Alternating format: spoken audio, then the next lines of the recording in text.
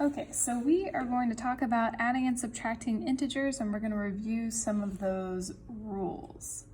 So I have this nice little graphic organizer. If you were absent, you'll need to make sure that you pick one up from class or print it off from online.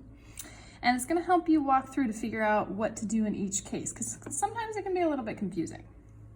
Okay, so if we are adding, so we're going to write an example over here on the side. So we're just going to do -5 plus -2.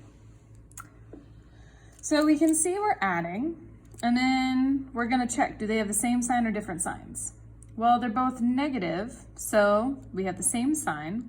So that means we're going to take the sum. Well, that means we're adding them together. So what's 5 plus 2?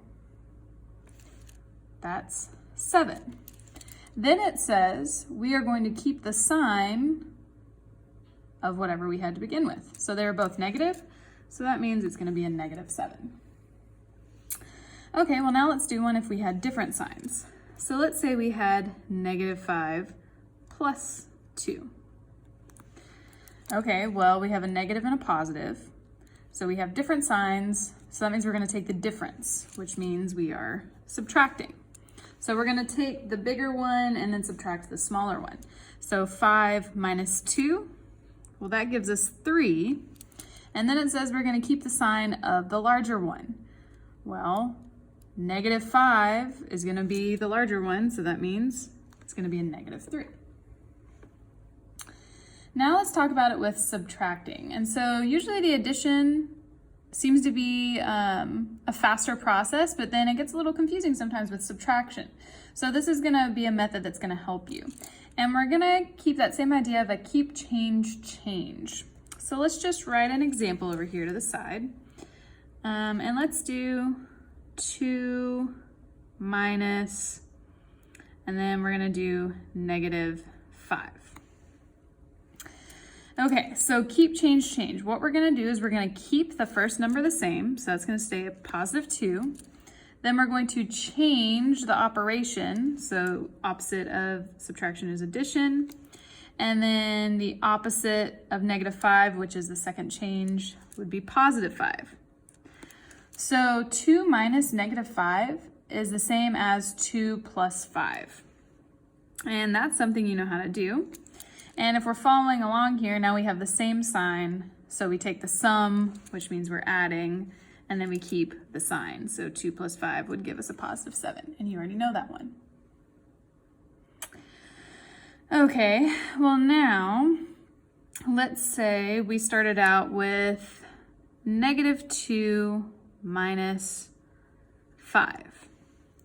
So let's do the keep, change, change. So we're going to keep the first number the same. So that's going to be -2. Then we're going to change the second one. So subtraction changes to addition.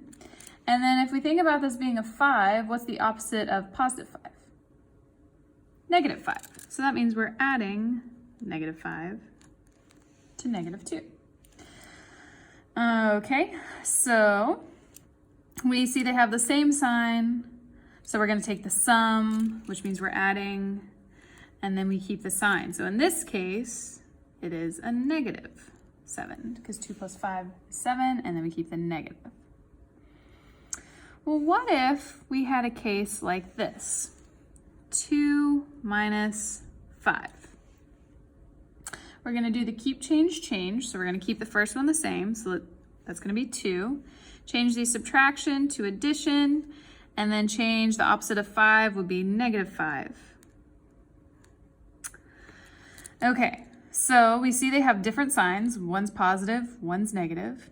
Then we're going to take the difference, which means we're subtracting.